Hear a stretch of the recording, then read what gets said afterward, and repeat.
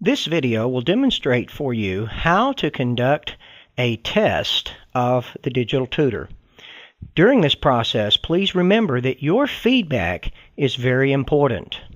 Whether you have found a problem, or something doesn't work properly, or you just simply would like to make a suggestion of how to improve things, we need to hear about it. So please be sure to send us an email or give us a call with your feedback.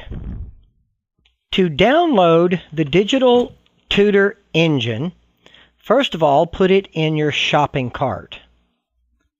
Then proceed to checkout.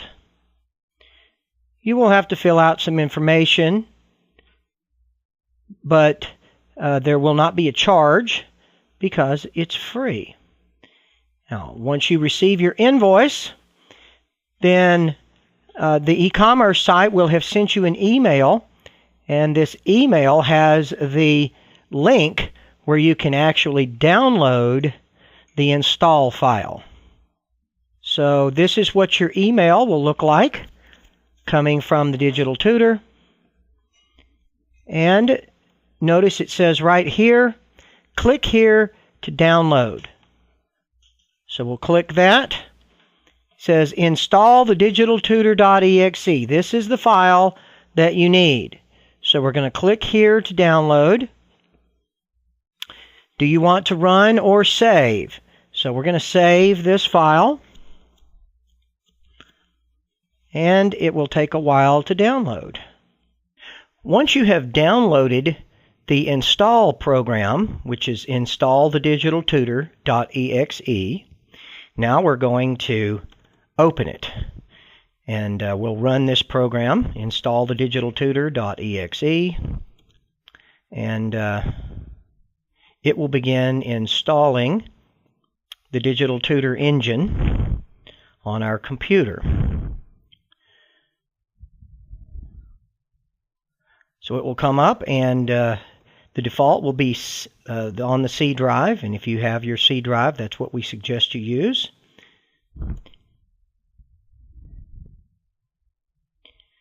It's now installing all of the files needed for the Digital Tutor to run.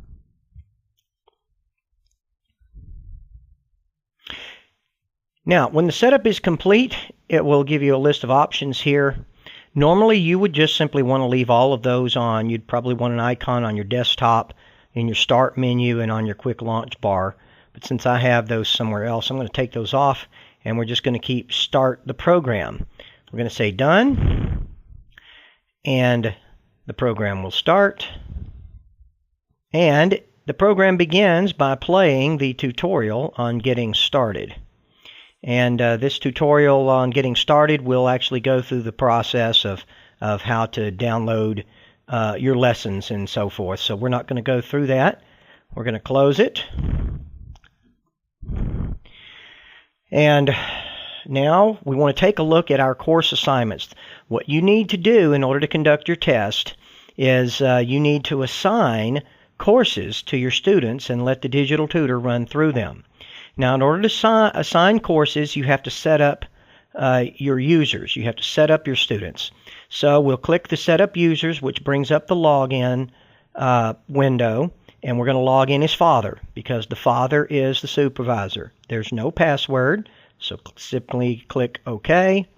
Now we have the user's configuration, and you must click this box here. Very important, you must check here to require users to log in. Otherwise, whenever you simply start the program, there are no user accounts available because you're just simply logging in a student-directed mode. Now, here, this is all of my children. You can either just click on one of these and click on Modify User and change it to whoever you like. So we'll just say this is going to be your student. So we're going to change this to your student. So now here's your student. And notice that we could have, if we'd wanted to, put in a password and put in his name and so forth, but we're not going to do any of that. We don't need any of that for this test. So now we've got this box checked, which is important, and we have our student. So we close that. Now we're going to go into student management and set up your student. So click on your student and click the student profile. Now, this is important that he have the Use Father Directed Mode box checked. Now here it is checked, but if yours is not checked, make sure you check that Use Father Directed Mode. Because if you don't use the Father Directed Mode, then whenever he signs in, he's just going to be in Student Directed Mode. He can do whatever he pleases. He can choose his lessons, do whatever he likes. That's not, that's a fine thing to do, but it's not going to help us with the test. We need for the digital tutor to manage his courses so that we can test them. So make sure you have that box checked. So we're going to save changes. Now we're going to actually create a course. We're going to assign a course to your student. So now here is the choose a course page. Right now in this early stage we only have a few courses and they're just mostly for testing. The Beginner Studies 1 is the first course a student needs if he's just learning to read. If he needs to start off with the alphabet and the phonic sounds for each of the letters, then that's the course that you would assign to your student. Now, Beginner Studies 2 is for early readers. This is if your student basically knows all of the sounds of the alphabet and has done basic phonics, then this would be the choice for your student. And then we have another course. This third course is basically for a reader who is now reading short, easy stories, maybe a second grade level reader. And that would be the course then you would assign to that student. Now, none of these three courses have math because so many young students are really not ready for math. And so we'll make the math course separate. If you want to install a math course for your student, then you can do that, and we will actually show you how to do that in just a moment. Now, if your student is 8 to 11-year-old, then we have a test course, which I don't know, it probably has a dozen lessons. It's probably 3 or 4 weeks worth of material, 864 minutes worth. No, it's 1,439 minutes of material in this course. And then if your student is ages 12 or above, then you will want to use this course for your test. And it's 2,220 minutes of instruction. Both of these courses here are mostly social studies and science with a little bit of language arts and very little math, just simply because that's the courses that the lessons that we have completed at this time. There's more lessons being done, but this is just a good way to test our transcript generator and our course assignment. So for our example, we want to show you how you could do more than one course and integrate them. Let's say that your student is a 7-year-old who has already learned to read and now is just reading very simple stories. So we're going to assign Beginner Studies 3 course to this student. So here's this button, Assign to Students. We click on this course and we assign to students. Now, since we haven't downloaded any lessons yet, we're going to have to download these lessons. Notice it says here for this course, Beginner Studies 3, it includes the following lessons that are not installed, and it's got a list of the lessons. So do you want to install these lessons at this time? You'll say yes, you want to install these lessons. It comes up with the catalog. It's got all the lessons there listed that you need. So now all you have to do is click the Install Selected Lessons button. And when you do that, it comes up with the little window. Do you want to install lessons from the internet or from the USB? We're going to install from the internet, although it's a whole lot quicker if you had purchased it on a USB drive. So now this program will download lessons for the Digital Tutor. Do you wish to proceed? We'll say yes, and we'll be on our way. Now remember, that process of downloading those lessons is going to take a long time. It's going to take you all night. So be sure that you start that process of downloading the lessons when you don't really need them yet, because it's going to take you a while to download all of those lessons. Now, once the lessons are downloaded, now you can assign the course. So we're going to assign this course to your student. So we check this box here for your student.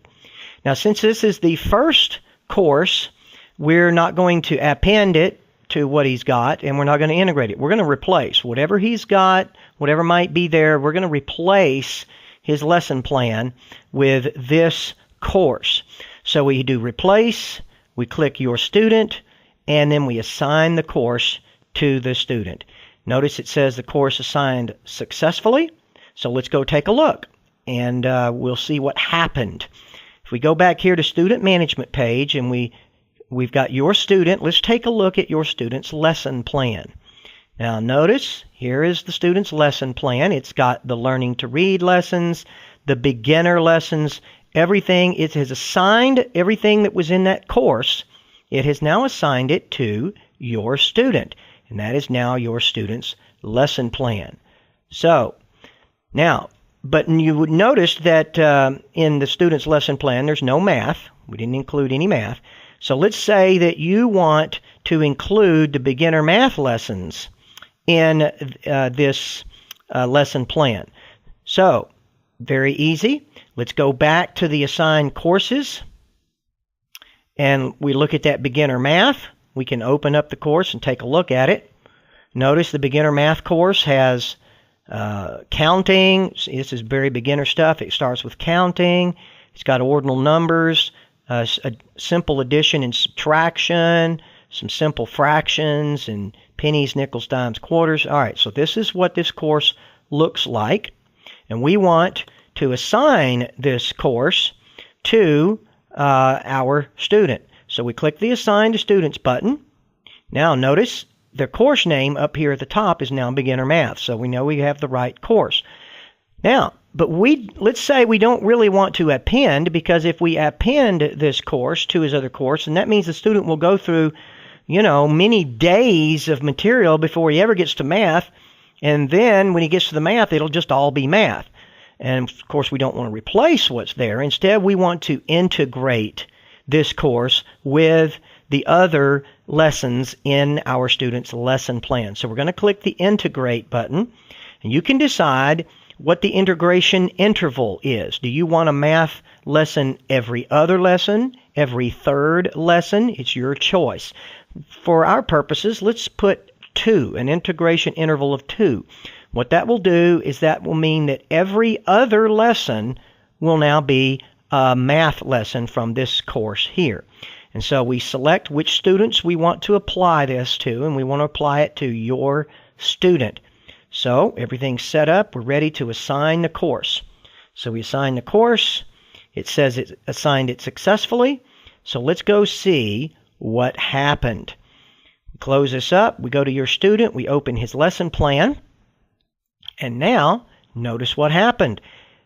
His first one was learning to read, but now his second lesson is a math lesson, followed by one of the other lessons, and then another math lesson, and then one of the other lessons, and a math lesson. So as you can see, as we go down, it took in his lesson plan, and it inserted the lessons from that math course every second position. So now we have finished with our student's lesson plan. So we can save changes there, and now the student is ready to begin working his lesson plan. So how does the student start? Well, we just simply log out. And when we log out, the login page comes back up. But now your student is not going to sign in as father. He's going to sign in under his own name, your student. We didn't assign him a password, so there's no password required. Now, notice how the menu options change. Now, he needs to begin his lesson. So he clicks here, Begin Lesson. And notice the first thing that comes up is a pretest notice. You're about to begin a pretest. A pretest is designed to test how much of the material you already know. Your score on the pretest does not apply to your grade, so don't be anxious if you do not know the answers to some of the questions. Simply answer the ones you know as quickly as you can and skip the rest. So this is what comes up when your student is going to do a pretest. If he's a very young student, you might go over that with him once so that he knows that if it's a pretest, don't stress out over it. Answer the questions you know. The ones you don't, skip right over and move right along. So he clicks the button, and it's going to tell him what's coming up next. It's learning to read with Jackal and Smith, section 1 of 10. Select the correct word. So here is, and this is his pretest now. And so the student will go through the pretest, and if he passes the pretest, then he does not need to take the lesson, and so it will skip that lesson and go on to the next lesson. However, if he does not pass the pretest, then this is the lesson that he will have to do. Now, the student will go follow these procedures, doing pretests and then either passing them and going on to the next lesson or doing the lesson in the final exam. And at any point that you want to, you can hit the F3 key. And when you hit the F3 key, it'll come up with this daily record. Now, right now, our student hasn't done anything. But in this daily record, you can notice it has a calendar here, and it'll come up automatically with the day's date. But you can also, if you want to, go select another day's date and see what lesson, the score, the date, the time of whatever it was he did. Or you can also check your student's exam record. This will tell you what exams the student has taken with their scores. And then after a couple of weeks of work, you will be able to go in here into the transcript, and you will put the starting date of whenever you started, and then the end date would be the day that you're looking at it. And when you change those, it will then it will populate this transcript table with all of the information of what your student has done, the subjects, the courses, the average scores, and the total minutes of instruction for each course and each subject. And so this is this is what we need for you to do: is assign a course to your student. Have the student go through every day, working through the material, and then after 2 or 3 weeks of going through the material, print out this transcript and make sure everything looks good. It looks like it reflects the work that your student has done. And then if you have any suggestions or recommendations, also give us a call or shoot us an email. And, of course, if you see any problems, if anything doesn't work correctly. And so thank you once again for helping us test this phase of development in the Digital Tutor.